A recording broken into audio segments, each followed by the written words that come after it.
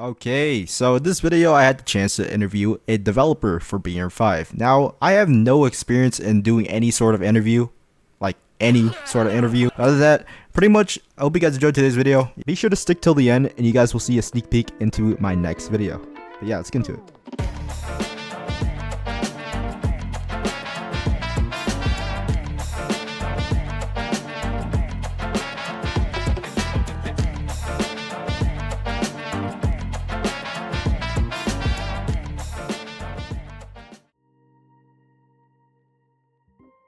Yeah, well, online I go by Panzer V1. I am the audio designer for BRM5. I do, well, I handle everything that you hear in game, from music to sound effects, guns, footsteps, and everything in between. So I'll sort of start the story from when I really think I started. When I was in high school, I I had joined a band class, which was my first introduction to music. But later on, it sort of evolved into digitally creating music through SoundCloud. You know, going the classic route, making beats, having fun making music. And then after that, it evolved into doing sound design for simple friend projects and sort of experimenting with sound design in general. I think when it really started picking up was when I saw a sound designer by the name of James Denholm. He's got a YouTube channel with some fantastic tutorials and showcases on sound design. And his style really resonated with me. And that sort of pushed me to pursue sound design more professionally.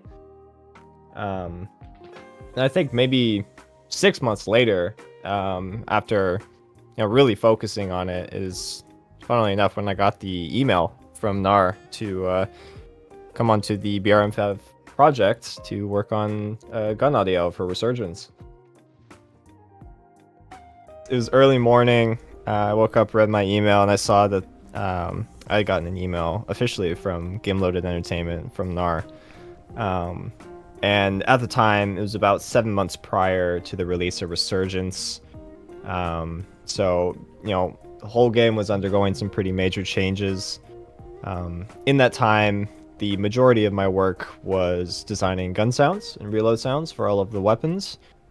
I would later go on to do that again in Gen 4. But in that 7 months period behind Resurgence, I was focused. I was dedicated. I wanted to get as many sounds as I could into the game that NAR would allow me, barring that he had a lot more work to do. But yeah, man, it was super nerve-wracking at first to get the email, but I was also really excited at the opportunity to finally work on like a really cool game. So when I started with my contract work, it was largely just contacting Lolguy, our animator, and Nars, our programmer. I didn't have very many connections to the rest of the development team at the time, but overall the environment was pretty cool. I mean, I was really excited to be able to work on a video game and do sound design. Not only do sound design, but also do music for the game. It was one of my like biggest accomplishments. I was super proud of it. As well as like with the release of Resurgence, there was a bunch of music as well. Yeah, overall it was very smooth before the release. You could probably assume what it was afterwards. A little bit of a panic for a little while.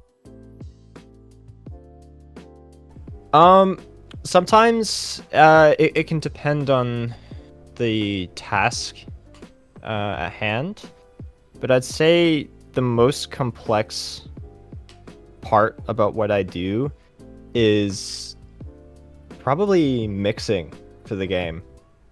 The designing portion Um, I've sort of gotten experienced enough to where I can pinpoint what the game needs. But being able to balance the hundreds of different sounds that we have in the game is very difficult. So I'd say mixing is definitely the most complex. All right. Yeah, I think I've delivered over, including Resurgence and Gen 4 and Cryo, I think I've delivered over 2,100 files around there or more. We have a lot of sounds in game. We have a lot. I think the novelty of working on the game through Gen 3 was completely overshadowed by the pride I had in redesigning the gun sounds for Gen 4 for the Zombies update for Cryo. I had spent around 300 hours or more, I believe, on designing the new gun sounds for the game, with all of the environmental tales, all of the different perspectives, close, medium, far for each gun. We've got over 90 weapons. I mean, that's where the majority of the file delivery count came from, was just that rework. But that's the rework that you hear in game today, and it's sort of created a structure for all future guns. The gun audio was good work, but it was work. Since there was just so many weapons. I would say the best to get right was probably vehicles. I worked decently hard to make sure that the Blackhawk audio was pretty good for a Roblox game. I think the most satisfying work I've done is probably the music, to be honest.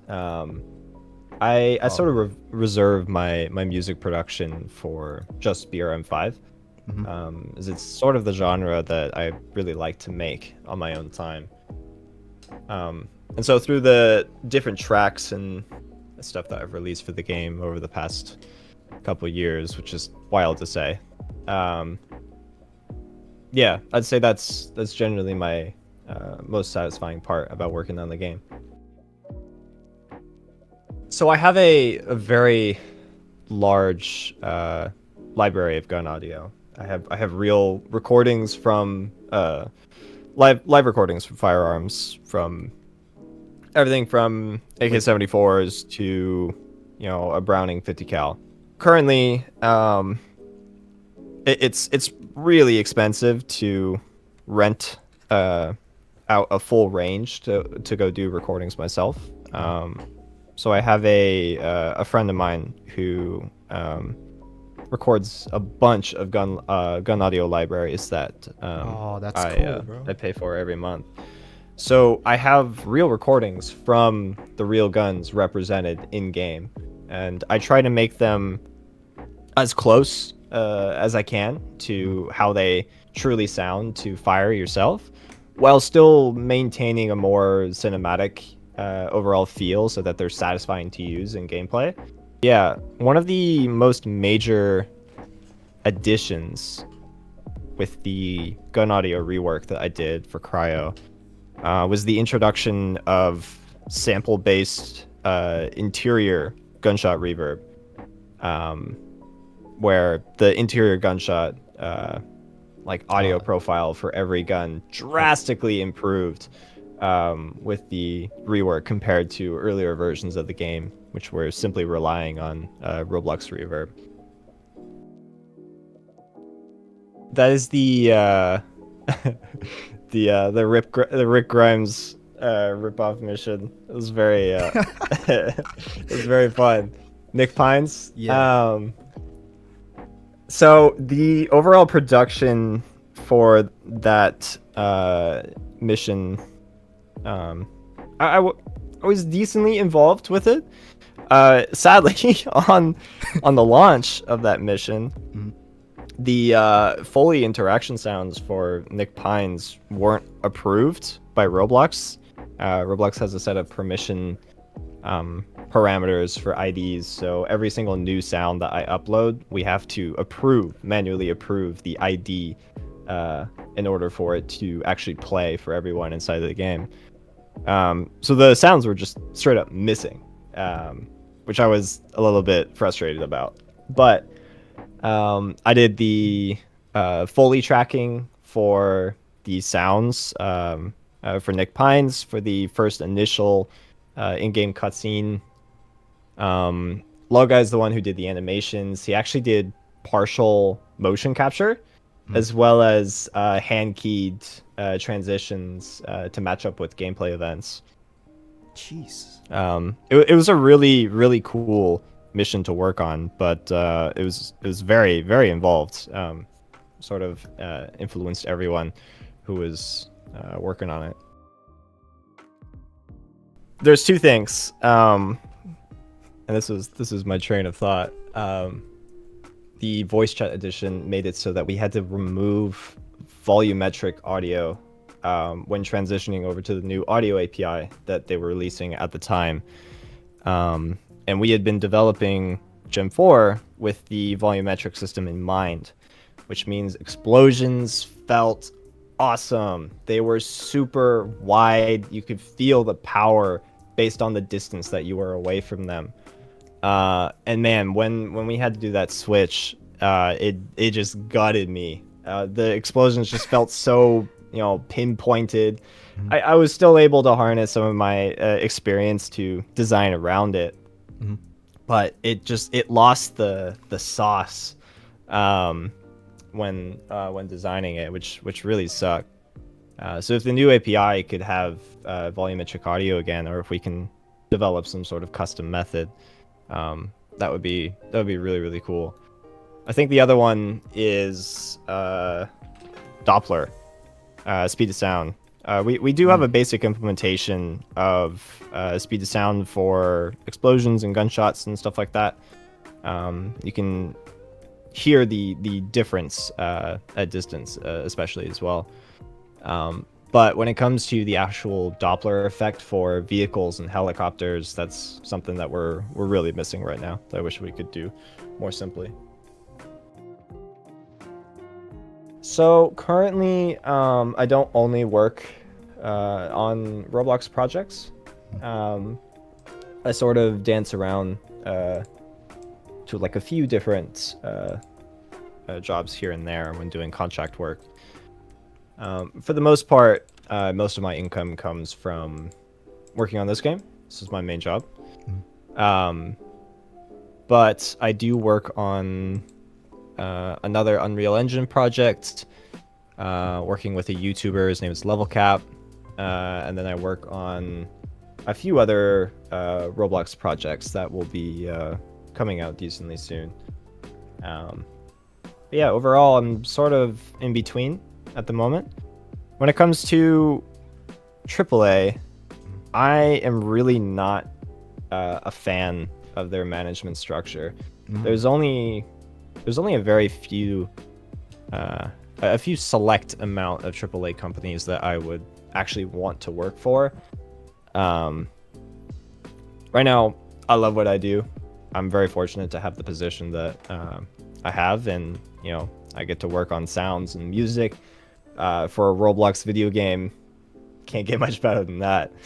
But if I were to work for a AAA game studio, I think my number one would have to be Grinding Gear Games out of New Zealand. They are the developers of Path of Exile 2, and they have a very, very talented and competent set of leadership in that company. So I'd have to say that's you mentioned that. I think you told me that when I first DM'd you, actually. Was that? Yeah. Oh yeah, I played all over the weekend, man. I was. Dude, I saw. I played way too much over the weekend. Okay, so I just recently, I went through the HQ game loop twice. Because I really wanted to make sure that we had a very solid understanding of what the real progression felt like. And that sort of led to the increased quality of life updates that we addressed in a recent patch. I forget what the number was, but it was one of the most recent ones. My favorite playstyle, it sort of varies from time to time. I have a few loadouts. Let me. I have a like generalist, pick it all the time sort of loadout that I play with my friends. I've got some other like PvP loadouts. I've got a loadout with a M249 for going into bunker because I love just spraying. And then I have like a fun pilot loadout because I really like flying the little bird. It's one of my favorite things to do. It depends. It can get, and I don't want to, push people away from pursuing sound design as a creative passion. Depending on the style of what you do, some items can be expensive. Equipment, it's equipment. You have to invest in the business if you're going to be doing freelance work or otherwise. But you can really get started by just recording things, be it with your phone, or if you have a microphone on a headset or on a microphone stand or boom arm. You can start recording things and start just making something. It's starting that process and turning those creative gears that really gets you inspired to work on sound design, especially if you really focus and you really appreciate sound design in other video games. I mean, that's one of the reasons why, as I said earlier, that Arc Raiders has really inspired me, is because the sound design was incredible. It was something like I had never heard anything like it before in a video game. And that sort of really pushed me to improve the audio in BRM5. For general recommendations for like software and technology, it can be largely preference. I use Reaper personally. That's my DAW of choice. I think it's the quote unquote meta for game audio design. Yeah. It has a lot of really good features that help out with doing the day-to-day work. But there are a ton of other really good choices that can sort of form around the style of sound design that you want to do. But yeah, my best advice is to just get started. Get recording things. You can use a phone, a microphone. There's products from Zoom that can really help out with the Sheep starter kit, where you can start recording anything and everything.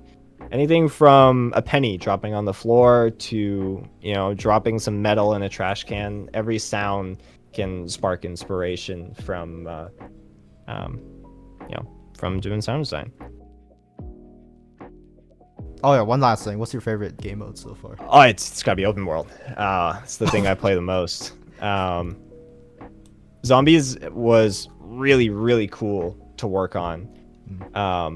It's a very hungry game mode. It requires a lot of resources to upkeep it.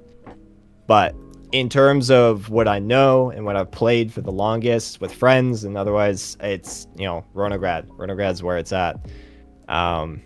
And with the with the new open world map, it's gonna be even better. So that's what I like to play. All right, I think that concludes it for that. All the questions I have. Thank you for.